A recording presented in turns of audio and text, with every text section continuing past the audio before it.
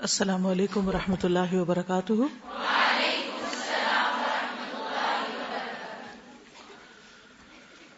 نحمده ونصلی علی رسولہ الکریم، اما بعد فاعوذ باللہ من الشیطان الرجیم، بسم اللہ الرحمن الرحیم، رب اشرح لی صدری ویسر لی امری واحلل عقدۃ من لسانی یفقہوا قولی۔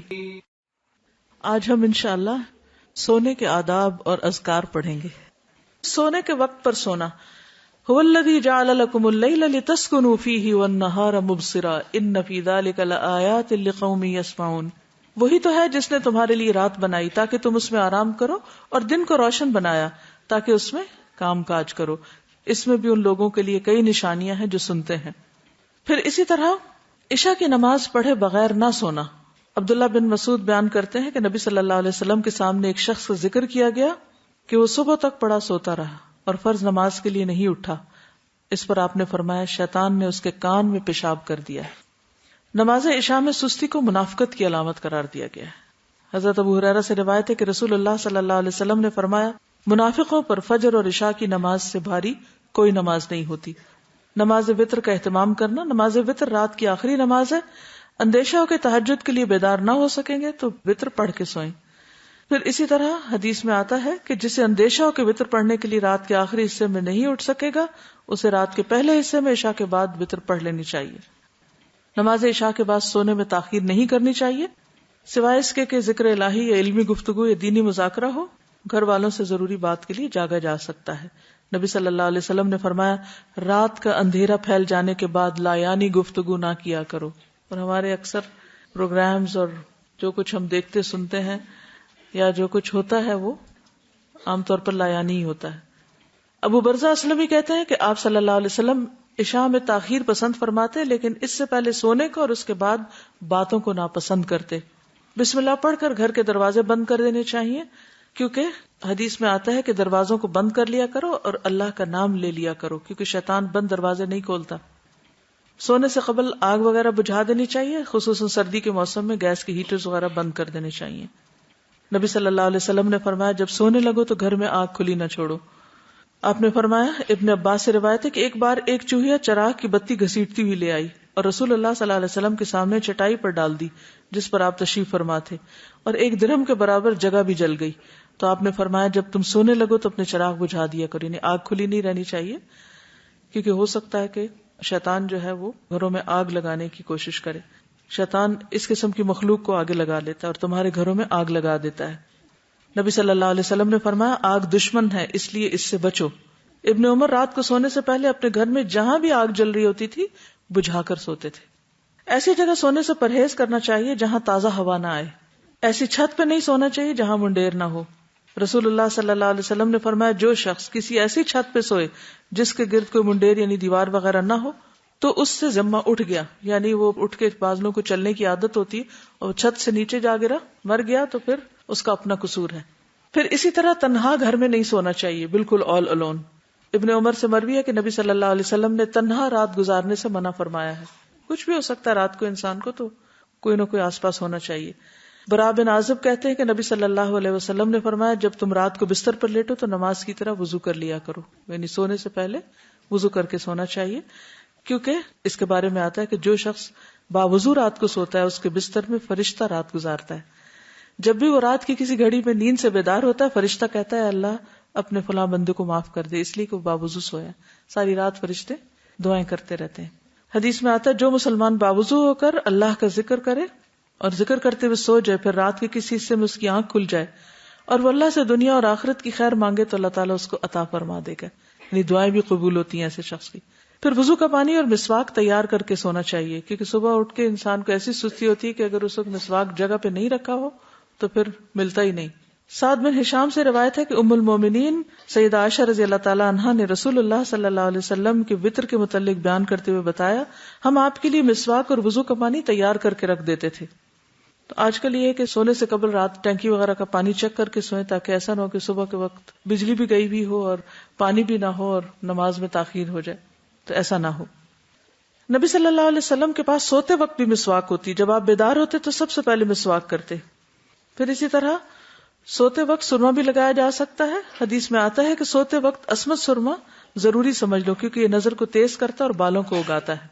رسول اللہ صلی اللہ علیہ وسلم کے پاس ایک سرما دانی تھی جس سے آپ سوتے وقت ہر آنکھ میں 3 بار سرما لگاتے تھے.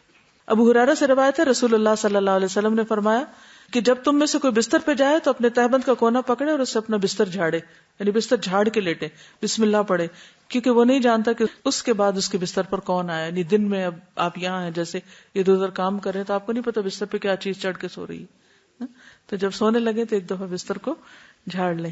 نبی صلی اللہ علیہ وسلم نے فرمایا جب تم میں سے کوئی شخص بستر پر لیٹے تو پہلے اپنا بستر اپنے ازار کے کنارے سے جھاڑ لے، کیونکہ وہ نہیں جانتا کہ اس کی بے خبری میں کیا چیز اس پر آ گئی.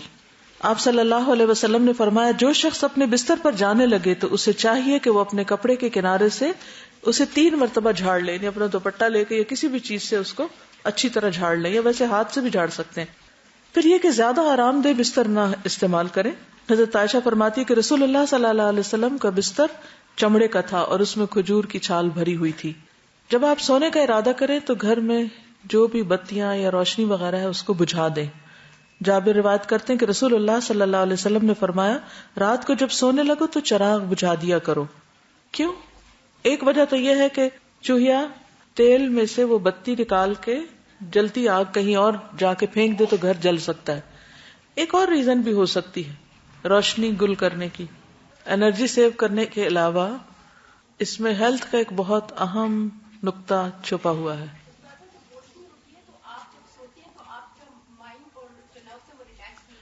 ٹھیک ہے، روشنی میں سونے کی وجہ سے آپ ریلیکس نہیں ہوتے پوری طرح. ہمارے جسم کے کچھ حصے صرف اس وقت کام کرتے ہیں جب مکمل ڈارکنیس ہوتی ہے. اگر تھوڑی سی بھی روشنی کمرے میں ہو تو بھی وہ عمل متاثر ہوتا ہے. اس لیے کوشش یہ کیا کریں کہ جب آپ سوئیں، سونے سے پہلے آپ بستر جھاڑ لیں، ہر چیز کا بندوبست کر لیں، قریب اپنے ٹارچ رکھ لیں یا بیڈ سائڈ ٹیبل پہ اگر لیمپ وغیرہ ہے تو اس کو استعمال کر سکتے ہیں ضرورت پڑنے پر.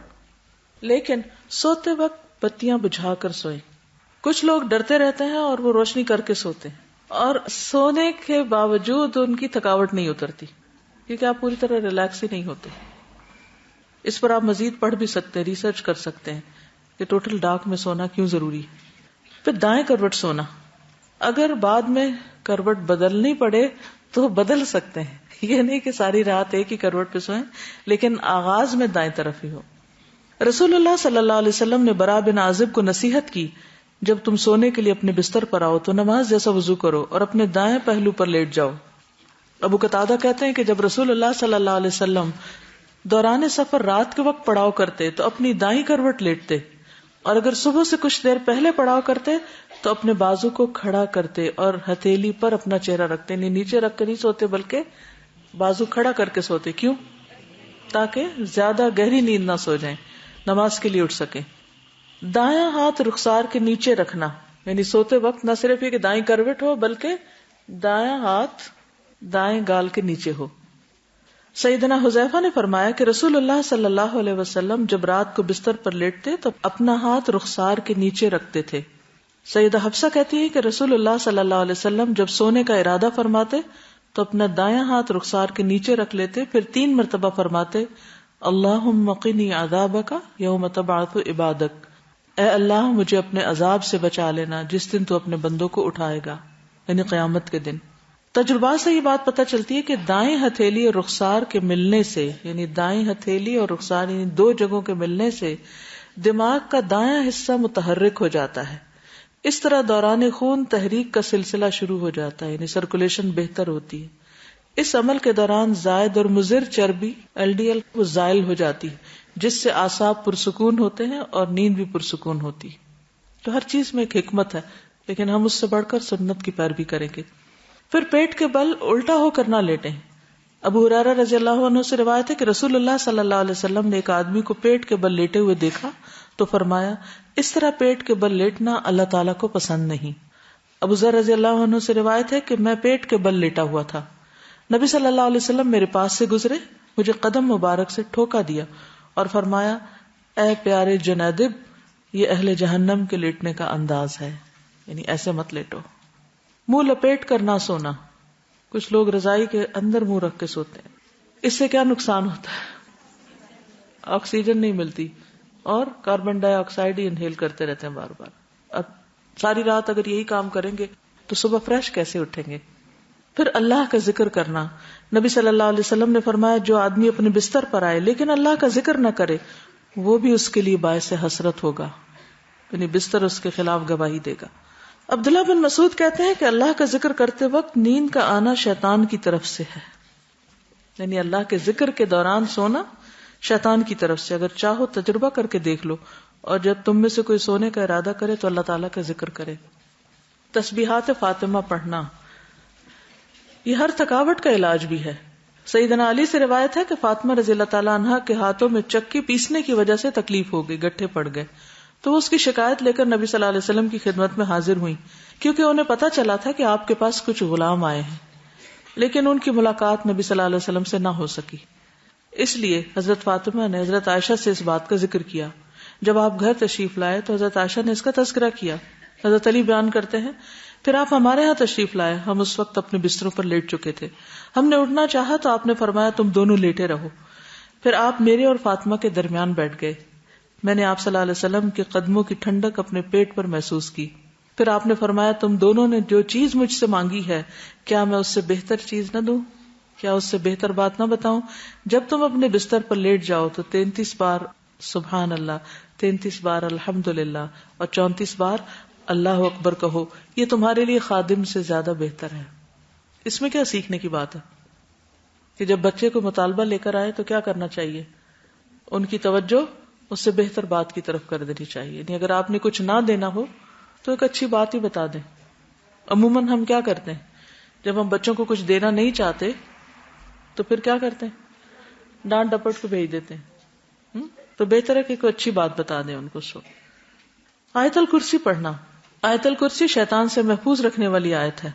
وہ مشہور روایت جس میں سیدنا ابی ابن کعب اپنے والد سے روایت کرتے ہیں کہ ان کے کھجوروں کے کھیت تھے، وہ اس میں کمی دیکھتے، یعنی ان کی چوری ہوتی تھی. ایک رات انہوں نے چور پکڑ لیا. وہ ایک جانور سے مشابہ ایک نوعمر لڑکا تھا، جانور جیسی شکل تھی. انہوں نے سلام کیا تو اس نے جواب دیا. پوچھا تم کون ہو، جن ہو یا انسان؟ اس نے کہا میں جن ہوں. انہوں نے کہا اپنا ہاتھ میری طرف بڑھاؤ. اس نے اپنا ہاتھ بڑھایا. اس کا ہاتھ کتے کے ہاتھ کی طرح تھا، بال کتے کے بال کی طرح تھے. انہوں نے پوچھا کیا اس طرح جنوں کی تخلیق ہوئی، یعنی ایسی شکل ہوتی ہے؟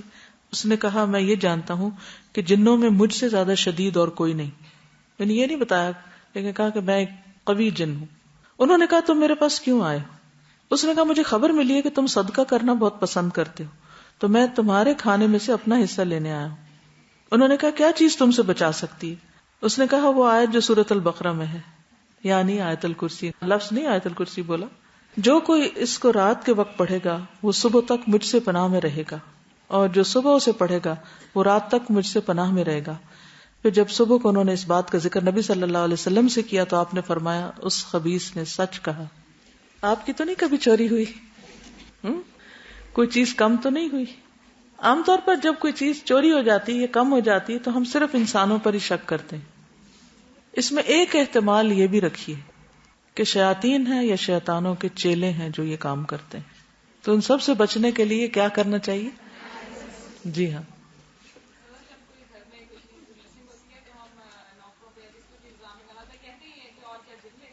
جی ہاں، اس وقت یہ کہتے ہیں اور کیا تم نہیں لے گئے تو جن لے گیا کوئی. اب آپ دیکھیے کہ یہ ایک صحیح روایت ہے اور اس سے پتہ چلتا ہے کہ وہ آپ کے کھیتوں میں سے کچھ چرانے کے لیے آیا تھا. تو رات سوتے وقت ہم تو سو جاتے ہیں، بے ہوش ہو جاتے ہیں، ہمیں کیا خبر کہ کیا ہو رہا ہے آس پاس. تو ان چیزوں کی حفاظت اللہ ہی کرتا ہے، لہٰذا اللہ کے نام سے ہر ایک کو اللہ کی امان میں دے دینا چاہیے. میں یہ بتانا چاہ رہی ہوں کہ ابھی جب یہ واقعہ بیان ہو رہا تھا تو میرے جسم کے رونگٹے بھی کھڑے ہو گئے کہ میں یہ سوچ رہی تھی کہ 2 ماہ پہلے میرے پاس ایک بچی کام کرتی تھی اور وہ چلی گئی اور اس کے گھر والے بھی قریب رہتے تھے. اور جب وہ چلی گئی تو اس کے جانے کے بعد ہم نے دیکھا کہ میرے کچن میں چاول کی بوری ہے جو آدھی خالی ہو گئی ہے، اور اب اس کے جانے کے بعد 2 ماہ میں اس کا 1/4 بھی حصہ ختم نہیں ہوا. اور ابھی رات کو بھی ہم یہی بات کر رہے تھے کہ اب دیکھا بھی نہیں، پوری طرح یقین سے بھی نہیں کہہ سکتے، لیکن ایک دم سے اچانک وہ وہ آدھی بوری کہاں چلی گئی. اور اب چونکہ جب بچی گھر میں ہوتی ہے تو ہم ملازمہ کے اوپر انحصار بھی زیادہ کرتے ہیں، اور یہ بھی بہت ممکن ہے کہ میں نے آیت الکرسی بھی نہ پڑھی ہو، لیکن اب مجھے لگ رہا ہے کہ مجھے اس کا بری ذمہ کر دینا چاہیے، کیونکہ یہ بھی ممکن ہے. ہو سکتا ہے کہ جس کو ہم چور کہہ رہے ہوں چور نہ ہو، اور اس طرح ہمارے عمل نہ برباد ہو جائیں، کیونکہ بعض گمان گناہ ہوتے ہیں. ان بعض الظن اسم. تو یہ ایک احتمال ہے. آیت الکرسی تو سب کو آتی نہیں آتی تو یاد کر لیجئے. پھر دوسری روایت حضرت ابو ہریرہ والی بھی ہے اس سلسلے میں، جن کو صدقہ فطر پر مقرر کیا گیا اور 3 رات تک شیطان آتا رہا اور وہ اس میں سے چرانے کی کوشش کر رہا تھا، تو حضرت ابو ہریرہ پکڑ لیتے تھے. اور پھر آخر میں کیا اس نے بتایا کہ اگر تم آیت الکرسی پڑھ لو تو ایک فرشتہ رات بھر تیری حفاظت کرے گا اور شیطان تمہارے قریب بھی نہ آئے گا. نبی صلی اللہ علیہ وسلم کو جب یہ بات پتہ چلی تو آپ نے فرمایا ہاں اس نے تجھ سے سچی بات کہی لیکن وہ خود جھوٹا ہے. اے ابو ہریرہ کیا تمہیں معلوم ہے یہ 3 رات سے کون تمہارے پاس آ رہا تھا؟ ابو ہریرہ نے عرض کیا نہیں. آپ نے فرمایا وہ شیطان تھا. یہ صحیح بخاری کی روایت ہے. تو اس میں ہم میں سے ہر ایک کو اپنے سامان کی حفاظت کے لیے کیا کرنا چاہیے؟ آیت الکرسی پڑھنی چاہیے. چوروں پہ نظر ضرور رکھنی چاہیے، لیکن دوسرے چور بھی ہو سکتے ہیں. پھر سورۃ البقرہ کی آخری 2 آیات. سیدنا ابو مسعود بدری سے روایت ہے کہ رسول اللہ صلی اللہ علیہ وسلم نے فرمایا سورۃ البقرہ کی آخری 2 آیتیں جو کوئی رات کو پڑھ لے گا وہ اس کو کافی ہو جائیں گی. کون سی ہیں وہ 2؟ آمن الرسول بما انزل. نعمان بن بشیر سے روایت ہے کہ نبی صلی اللہ علیہ وسلم نے فرمایا کہ اللہ تعالیٰ نے آسمان و زمین پیدا کرنے سے 2000 برس پہلے ایک کتاب لکھی. اس کتاب میں سے 2 آیات اتاری جن کے ساتھ سورۃ البقرہ کو ختم کیا گیا. جس گھر میں 3 رات یہ آیات پڑھی جائیں شیطان اس کے قریب نہیں آتا. سورۃ الکافرون رات کو سوتے وقت پڑھنی چاہیے. فروہ بن نوفل اپنے والد سے روایت کرتے ہیں کہ نبی صلی اللہ علیہ وسلم نے نوفل سے فرمایا قل یا ایھا الکافرون پڑھو اور اسی پر بات چیت ختم کر کے سو جاؤ، یعنی اس کے بعد اور باتیں نہیں کرو. بے شک اس میں شرک سے برات کا اظہار ہے. یعنی اس حال میں پھر اگر انسان دنیا سے رخصت ہو جائے تو گویا وہ شرک سے بری ہو کر رخصت ہوا. سورۃ الاخلاص اور معوذتین بھی پڑھیں. ابو الدرداء سے روایت ہے کہ رسول اللہ صلی اللہ علیہ وسلم نے فرمایا کیا تم اس سے عاجز ہو کہ ہر رات 1/3 قرآن پڑھ لو؟ صحابہ نے عرض کیا 1/3 قرآن کس طرح پڑھیں؟ آپ نے فرمایا قل هو اللہ احد 1/3 قرآن کے برابر ہے. یعنی رات کو سوتے وقت انسان اسے بھی پڑھ لے. اور معوذتین جو ہے نبی صلی اللہ علیہ وسلم جب اپنے بستر پر آرام کے لیے آتے تو روزانہ رات کو اپنے دونوں ہاتھوں کو ملا کر ان پر سورۃ الاخلاص، الفلق اور الناس پڑھ کر دم کرتے، یعنی پھونک مارتے، پھر اپنے دونوں ہاتھ اپنے پورے جسم پر پھیر لیتے تھے. ٹھیک ہے، یعنی ہاتھوں پر دم کرتے اور ہاتھ پھر پھیرتے تھے اور سر سے شروع کرتے. پہلے اپنے سر پر اور چہرے پر پھیرتے، اس کے بعد اپنے جسم پر جہاں تک آپ کا ہاتھ پہنچتا پھیر لیتے، اور یہ فعل آپ 3 مرتبہ کرتے تھے. ایک اور حدیث سے معلوم ہوتا ہے کہ نبی صلی اللہ علیہ وسلم اگر بیمار ہوتے تو حضرت عائشہ معوذتین پڑھ کر آپ کے ہاتھوں پر پھونک کر آپ کے جسم پر پھیر دیتی. اس سے یہ پتہ چلتا ہے کہ بیماری میں بھی یہ عمل جاری رہتا تھا. اب جیسے چھوٹے بچے ہوتے ہیں وہ خود نہیں پڑھ سکتے تو آپ خود اپنے اوپر بھی پھیر لیں اور ان کے اوپر بھی ہاتھ پھیر دیں. اب یہ کہ ہاتھوں پر دم کر کے وہ پھونک جب ماری جاتی ہے تو لازماً اس میں کچھ اثرات آتے ہوں گے، اسی لیے پھر وہ جسم پر پھیرنے کے لیے کہا گیا. سورۃ الملک رات کو سونے سے قبل سورۃ الملک پڑھیں. ابو ہریرہ رضی اللہ عنہ سے روایت ہے کہ رسول اللہ صلی اللہ علیہ وسلم نے فرمایا قرآن میں ایک سورت 30 آیتوں کی ہے. اس نے ایک شخص کی شفاعت کی یہاں تک کہ وہ بخش دیا گیا، اور وہ ہے تبارک الذی بیدہ الملک. ایک اور روایت کے مطابق یہ عذاب قبر سے رکاوٹ ہے. ابو ہریرہ کہتے ہیں بے شک اللہ کی کتاب میں ایک سورت ہے جو 30 آیات پر مشتمل ہے. وہ ایک شخص کی شفاعت کروائے گی، پھر اسے آگ سے نکلوا لے گی اور جنت میں داخل کروا دے گی. یعنی سورت الملک. سورت السجدہ بھی پڑھی جائے اگر آپ پڑھ سکے تو. جابر سے روایت ہے نبی صلی اللہ علیہ وسلم نہ سوتے جب تک کہ سورت الف لام میم تنزیل یعنی سورت السجدہ نہ پڑھ لیتے. ایک اور روایت میں بھی آتا ہے کہ آپ اس وقت تک نہیں سوتے تھے جب تک سورت السجدہ اور تبارک نہ پڑھ لیتے. حضرت عائشہ سے روایت ہے نبی صلی اللہ علیہ وسلم سوتے نہیں تھے جب تک کہ زمر اور بنی اسرائیل نہیں پڑھ لیتے تھے. ہم تو ساری زندگی بھر نہ کبھی ایک دفعہ یہ سب کچھ پڑھا ہو. ہم کیوں نہیں پڑھ سکتے؟ ہمیں کیا مشکل ہے؟ کیونکہ ہم بہت مصروف ہیں. ہماری اکثریت کی مصروفیت کیا ہے؟ ہمیں تو سونے کا ٹائم نہیں ملتا، تو سوتے سوتے دیر کر دیتے ہیں، پھر اس وقت ہم صورتیں پڑھنے بیٹھ جائیں تو آدھی رات یوں گزر جائے گی. کیا کیا وجوہات ہو سکتی ہیں اس کے نہ پڑھ پانے کی؟ ٹی وی دیکھنا، سستی، پڑھنا ہی نہیں آتا صحیح، اتنا اٹک اٹک کے پڑھتے ہیں کہ وہ پھر روانی نہیں ہے پڑھنے میں. ڈنر بہت پرولونگ کر دینا، پھر اٹھنا ہی نہ، وہاں بیٹھ کے گھنٹوں باتیں کرنا، نیٹ پہ بیٹھے رہنا، دن کو ایسے کام مشغول رہنا کہ بہت زیادہ تھک جانا، پھر سوتے وقت کچھ پڑھنے کا ہوش نہ رہنا. جی، کیونکہ ہماری کوئی ٹائم مینجمنٹ نہیں ہوتی، ہم نے کوئی ٹارگٹ سیٹ ہی نہیں کیا کہ یہ کر کے سونا ہے، لہٰذا بس جب بھی سو گئے، جس پہلو پہ بھی سو گئے، جہاں بھی سو گئے، چاہے تو صوفے پہ سو گئے یا کہیں اور سو گئے. یہ جو آپ نے کہا نا کہ قرآن پڑھتے ہوئے نیند آتی ہے یا سنتے ہوئے، تو میں جہاں تفسیر جب سن رہی ہوتی ہوں، روزانہ یہ ہوتا ہے کہ میں لکھتے لکھتے نا اس کے پیج کے لائنیں پڑھنی شروع ہو جاتی ہیں. جی، ہو جاتی ہے، سکینت نازل ہوتی.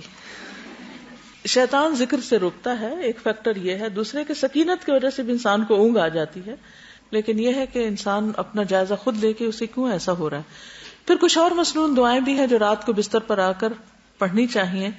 ایک تو وہی اللہم قنی عذابک یوم تبعث عبادک، پھر اللہم بسمک اموت واحیا، اور پھر الحمد للہ الذی اطعمنا وسقانا وکفانا وآوانا فکم ممن لا کافی لہ ولا مؤوی. حضرت انس کہتے ہیں کہ حضور صلی اللہ علیہ وسلم بستر پر جا کر یہ دعا پڑھا کرتے تھے. ایک اور روایت میں زہیر النماری کہتے ہیں کہ آپ یہ پڑھتے تھے اللہم اغفر لی ذنبی واخسأ شیطانی وفک رہانی وثقل میزانی وجعلنی فی الندی الاعلی. اے اللہ میرے گناہ بخش دے، میرے شیطان کو دفع کر دے، میرے نفس کو آزاد کر دے یعنی آگ سے، میرے میزان کو بھاری کر دے، مجھے اعلی مجلس والوں میں شامل کر دے.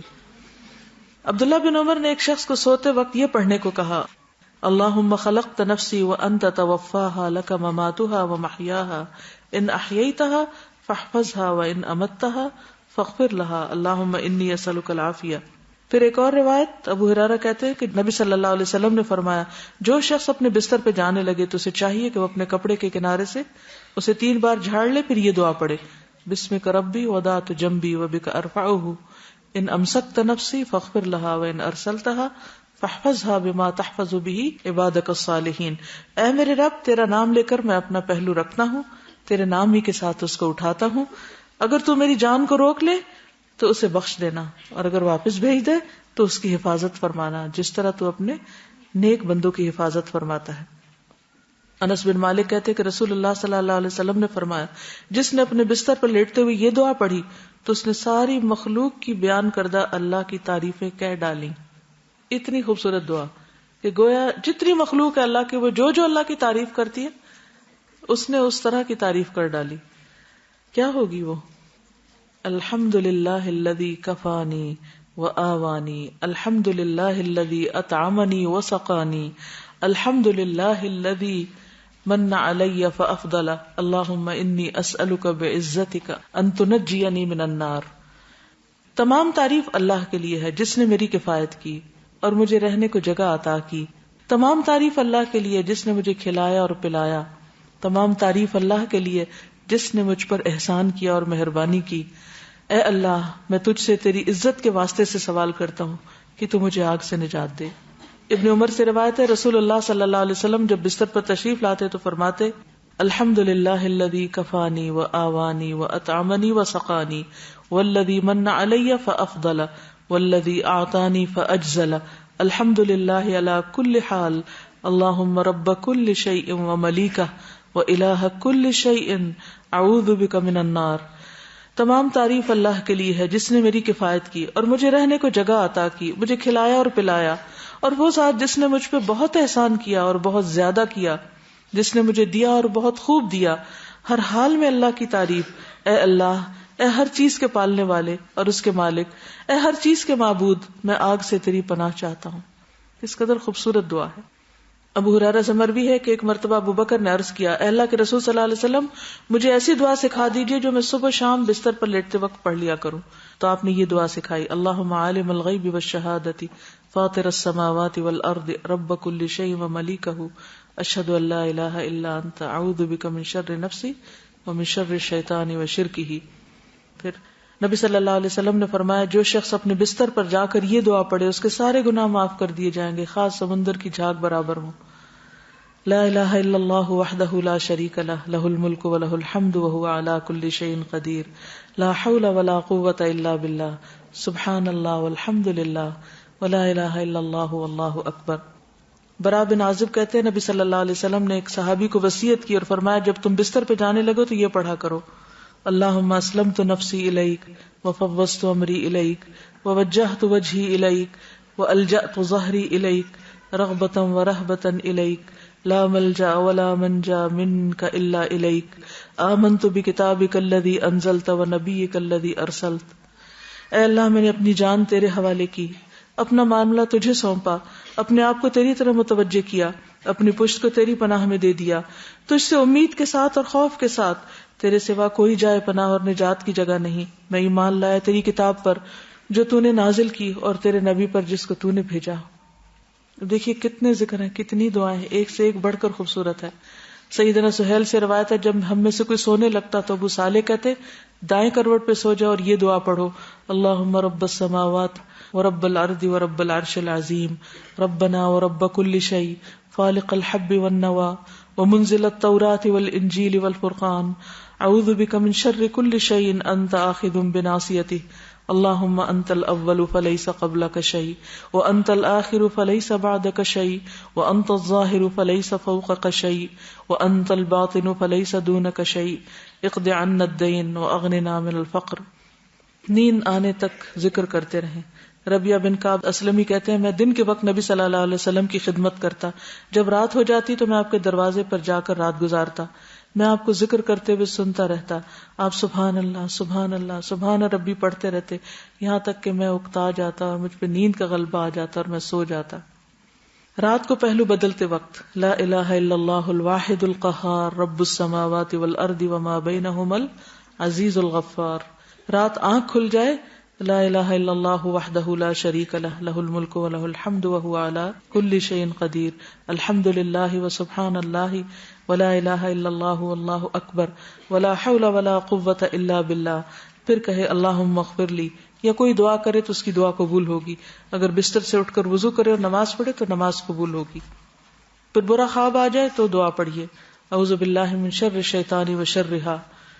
پھر نیند میں ڈر جانے پر بھی دعا پڑھیں اعوذ بکلمات اللہ التامات من غضبہ وعقابہ وشر عبادہ ومن ہمزات الشیاطین وان یحضرون. زبانی یاد کر لیں ورنہ رات کو اٹھ کے لائٹ آن کر کے کہاں سے ڈھونڈ کے پڑھیں گے. نیند میں ڈر جائیں تو پڑھیں اعوذ بکلمات اللہ التامات من غضبہ وعقابہ وشر عبادہ ومن ہمزات الشیاطین وان یحضرون. پھر اسی طرح خالد بن ولید کہتے ہیں میں رات کو نیند میں گھبرا جایا کرتا تھا تو نبی صلی اللہ علیہ وسلم کی خدمت میں حاضر ہوا تو میں نے عرض کی میں رات کو نیند میں ڈر جاتا ہوں تو میں اپنی تلوار اٹھا لیتا ہوں اور جو چیز سامنے آتی ہے اسے مار ڈالتا ہوں. آپ نے فرمایا کیا میں تمہیں وہ کلمات نہ سکھاؤں کہ جو روح الامین نے مجھے سکھائے؟ میں نے کہا کیوں نہیں. آپ نے فرمایا کہو اعوذ بکلمات اللہ التامات التی لا یجاوزہن بر ولا فاجر من شر ما ينزل من السماء وما يعرج فيها ومن شر فتن اللیل والنہار ومن کل طارق الا طارقا یترک بخیر یا رحمان.